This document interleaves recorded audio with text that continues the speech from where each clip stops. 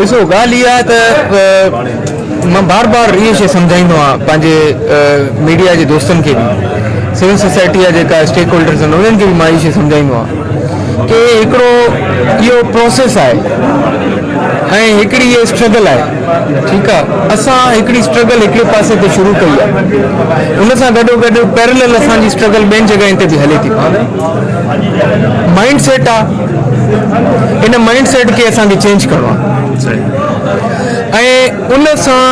police अकेली सां इहो माइंड सेट चेंज न थींदो असांजो कमु आहे एक्शन करणु तव्हांजो कमु आहे सिविल सोसाइटी जो कमु आहे मौजूदु शहरनि जो कमु आहे पुलिस सां गॾु उन्हनि जो साकार करणु उन्हनि खे सपोर्ट करणु कंधे सां कंधो मिलाए करे ऐं जेको ऑलरेडी तव्हां करे रहिया आहियो लेकिन असांखे इन प्रोसेस खे अञा वधीक इंटेंसिफाई करिणो आहे त ख़ुदा र मां तव्हां सभिनि खे इहो रिक्वेस्ट कंदुमि त क़दम वधायो सॼा ठीकु आहे को मसइलो न आहे बदमाशी जेकी आहे न बदमाशी नफ़सियाती तौर ते हूंदी आहे असां सभु मज़बूत हूंदासीं त इन्हनि सभिनि खे असां क्रश करे छॾींदासीं ऐं जेको असां इनशा कंदा बि ऐं ॿियो सिधी ॻाल्हि इहा आहे त अगरि हींअर जेको असांजो इहो ऑपरेशन्स हलनि था पिया इहे ऑपरेशन्स तव्हां ॾिसजो हर जॻह ते हींअर स्टार्ट थी विया आहिनि कि हिकिड़ी जॻह ते महदूद न आहे ऐं जिते जिते तव्हां सम्झो था पिया इहे तव्हांजो बि कमु आहे उन शइ ते हाईलाइट करणु पिन पॉइंट करणु छो त मीडिया जो इहो ॾाढो कलीदी किरदारु आहे तव्हां स्टेट जे पिलर जी हैसियत रखो था पिया तव्हांजो इहो कमु आहे तव्हां हाईलाइट कयो तव्हां ॿुधायो हिन शइ खे त हे प्रॉब्लमेटिक एरिया आहे हे स्पॉट जेको आहे हिते प्रॉब्लम अचे थो पियो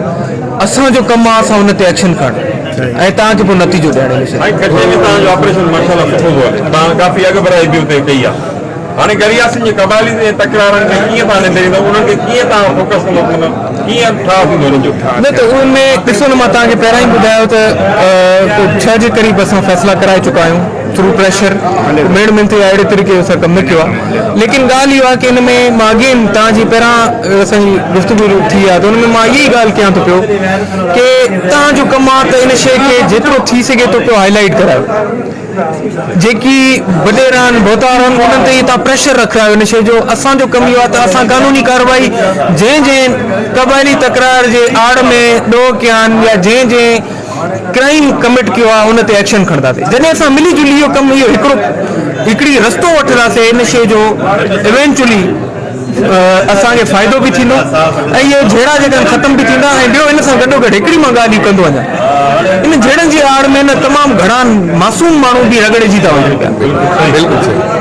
जहिड़ो तव्हां सां 50 माण्हुनि ते FIR थी इन शइ ते बि असांखे नज़रसानी करणु खपे इन शइ ते बि जेका वॾेरा आहिनि बोतार आहिनि उन्हनि खे सम्झणु खपे कि पंहिंजे माण्हुनि खे अहिड़ी बच न ॾियो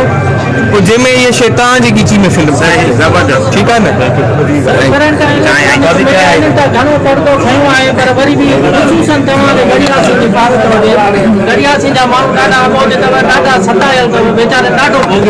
अॼु न